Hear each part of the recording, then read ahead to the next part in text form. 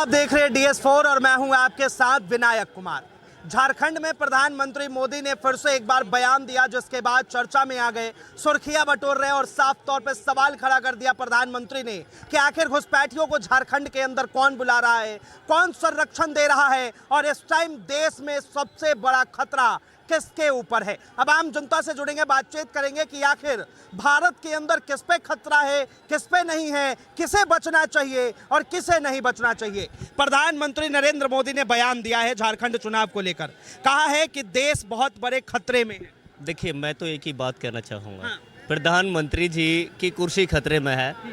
आप महाराष्ट्र के चुनाव के नतीजे आने दीजिए और इस जनता ने साथ दिया, जनता तो साथ देगी महाराष्ट्र चुनाव में, और महाविकास अघाड़ी की वहाँ सरकार बनेगी। इंडिया गठबंधन के जो अलायंस के जो हिस्से रहे प्रीवियस टाइम में, वो सरकार में बैठेंगे। और जो करप्टेड पार्टी हैं, एकनाथ शिंदे जो शिवसेना को तोड़ के उन्होंने एक कुर्सी की खातिर उन्होंने शिवसेना के 2 फाड़ कर दिए और एक सीएम की कुर्सी पर बैठ गए। सत्ता हड़प कर, सत्ता किसके नाम जनता ने सुपुर्द की थी और उन्होंने सत्ता हड़प ली। देखिए, देश में इस वक्त घुसपैठियों का मुद्दा बहुत बड़ा है और साफ तौर पे कह रहे कि झारखंड के अंदर जिस तरह से घुसपैठियां है, ये विपक्षी पार्टियां वो साफ तौर पर कहीं ना कहीं वोट बैंक की राजनीति के लिए घुसपैठियों को बिठा के रखती। देखिए, मैं तो एक बात कहना चाहूँगा, आज की डेट में भारतीय जनता पार्टी की सरकार है, एनडीए की सरकार है, बीजेपी रूल कर रही है सेंटर में। आज उनके पास होम मिनिस्टर अवेलेबल है। होम मिनिस्टर अमित शाह जी हैं। अमित शाह जी की एक स्टेटमेंट मैं 2 दिन पहले एक न्यूज़ चैनल पर सुन रहा था, आज तक पर, उस पर ट्रेंड चल रहा था कि मतलब अमित शाह जी की स्टेटमेंट आती है। क्या कहते हैं अमित शाह जी अपनी स्टेटमेंट में? उनकी स्टेटमेंट में बयां कर रहा हूँ आपके चैनल के माध्यम से। वो कहते हैं कि घुसपैठियों को रोकेंगे। उनको कौन सी ताकत चाहिए घुसपैठियों को रोकने के लिए? आज वो होम मिनिस्टर है, उनके पास होम मिनिस्ट्री की ताकत है, गृह मंत्रालय उनके पास है, सारा सुरक्षा बल, सारा डिफेंस उनके अंडर आता है, पुलिस प्रोटेक्शन उनके अंडर आती है। कौन सा घुसपैठियों को रोकने की ताकत चाहिए? इस देश की जनता ने आपको गृह मंत्री की पोस्ट पर बैठा दिया और आप घुसपैठियों को रोकने की बात कर रहे हैं। कब रोकेंगे? आपको जो ताकत चाहिए थी जनता ने आपको सुपुर्द कर दी, आपके हाथों में वो पावर दे दी और फिर आप जनता को बेवकूफ़ बनाने का काम कर रहे हैं।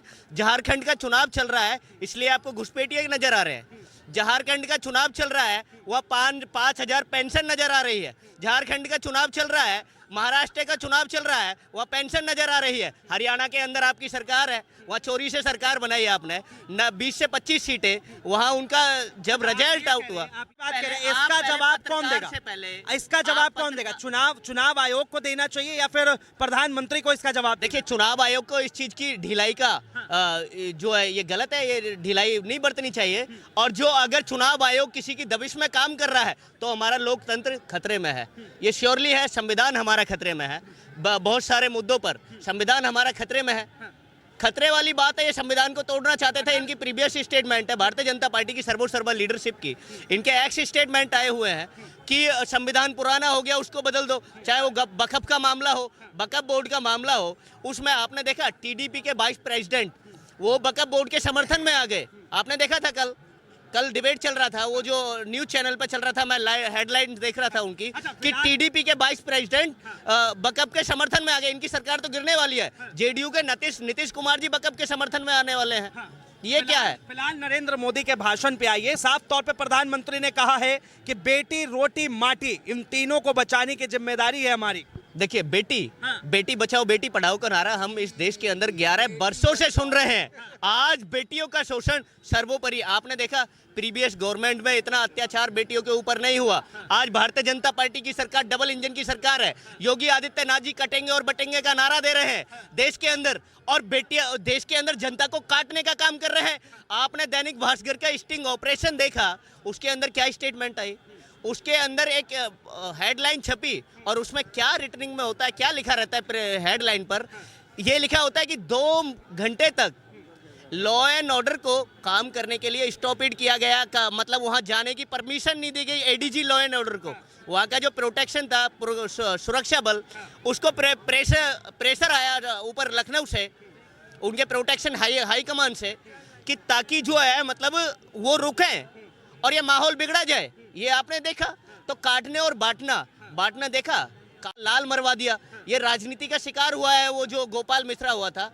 ये एक गोपाल मिश्रा नहीं, कितने हत्याकांड कराने वाले हैं ये लोग। इसका भी जिक्र किया है, साफ तौर पे कहा है कि आखिर क्यों हिंदुओं के त्योहारों में ही पत्थरबाजी हो जाती है, क्यों दुर्गा माता के विसर्जन में पत्थर चल जाते हैं। देखिए, योगी आदित्यनाथ जी तो सुपर सीएम कहलाते हैं ना, वो हिंदुत्ववादी की बात करते हैं। आज हिंदुओं को ही मरवाने का काम कर रहे हैं, राजनीति की कुर्सी की खातिर। उन हिंदू गोपाल मिश्रा क्या हिंदू नजर नहीं आता उन्हें? वो हिंदू नजर नहीं आता। उसको जो है मरवाने का काम किसने किया? वहाँ की गवर्नमेंट की ढिलाई ने, उत्तर प्रदेश की गवर्नमेंट की जो ढिलाई सामने नजर आई उसने किया। आपने देखा ना, एडीजी लॉ एंड ऑर्डर को स्टॉप किया 2 घंटे के लिए। वो वहाँ प्रोटेक्शन के रूप में नहीं जाएगा क्या? प्रोटेक्शन वहाँ इतनी कमजोर हो गई, जो शासन के अंडर जो प्रशासन काम कर रहा है, वहाँ का जो आदित्यनाथ की सरकार है उसके अंडर जो ऑब्जर्वेशन में जो काम कर रहा है वहाँ का प्रशासन, वो इतना ढीला हो गया जो आज गोपाल मिश्रा की हत्या हो गई। ये क्या है? ये हिंदू हो चाहे मुसलमान हो, इनको मरवाने से किसी से कोई आपत्ति नहीं है। इनको कुर्सी की जरूरत है, इनको कुर्सी की जरूरत है। ये देश के अंदर कुर्सी चाहते हैं, चाहे हिंदू मर जाए, चाहे मुसलमान मर जाए, चाहे सिख मर जाए, चाहे ईसाई मर जाए। ये भारतीय जनता पार्टी के लोग करप्टेड पार्टी है, करप्टेड लोग हैं। ये केवल कुर्सी की लालसा में देश के अंदर हिंदू मुस्लिम का कार्ड खेलते हैं। जनता समझती है। अयोध्या में इनको जवाब दिया, एमपी का इलेक्शन था उसमें जवाब दिया। ये भी कहा है कि हरियाणा के लोगों ने भी जवाब दे दिया है। देखिए, हरियाणा के लोगों ने कैसे जवाब दिया? हरियाणा के लोगों ने तो जवाब दिया था, जवाब तो जनता ने दे दिया था। भारतीय जनता पार्टी लैश कर रही थी, वह काले झंडे दिखाए जा रहे थे, उनका घुसना बैन कर दिया था भारतीय जनता पार्टी के लोगों का। लेकिन सरकार तो उन्होंने अपनी बना ली ना, चोरी से। अच्छा। चोरी से बनाई ना। नायब सैनी जी का स्टेटमेंट सुना था आपने? हरियाणा के चीफ मिनिस्टर हैं, और हरियाणा के चीफ मिनिस्टर का एक स्टेटमेंट आता है। क्या कहते हैं नायब सैनी जी अपने स्टेटमेंट में, अपने बयान में? भूतपूर्व उनका बयान है, अब तो भूतपूर्व हो गया, अभी 10 से 12 दिन हो गए तो भूतपूर्व भी हो गया, प्रीवियस हो गया। आज उनका एक स्टेटमेंट आता है। क्या कहते हैं अपने स्टेटमेंट में, भूतपूर्व स्टेटमेंट में, बयान में?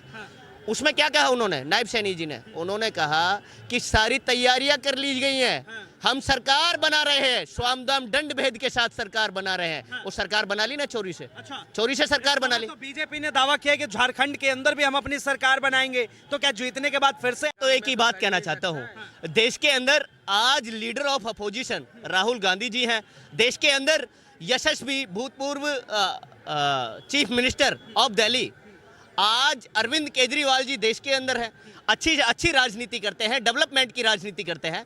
इन सारे लोगों को एक संज्ञान देना चाहिए जो गठबंधन की हिस्सा पार्टी रही मेंबर पार्लियामेंट ऑफ लोकसभा के चुनाव में, उनको सभी को संज्ञान लेना चाहिए। मंत्री मोदी ने कहा है कि देश सबसे बड़े खतरे में है और इस वक्त उसे बचाना है। देखिए, कुर्सी खतरे में है तो भारतीय जनता पार्टी के लोगों की खतरे में है। उत्तर प्रदेश के अंदर योगी आदित्यनाथ जी की कुर्सी खतरे में है, महाराष्ट्र के अंदर एकनाथ शिंदे की कुर्सी खतरे में है, झारखंड के अंदर इन लोगों की कुर्सी खतरे में है। अच्छा।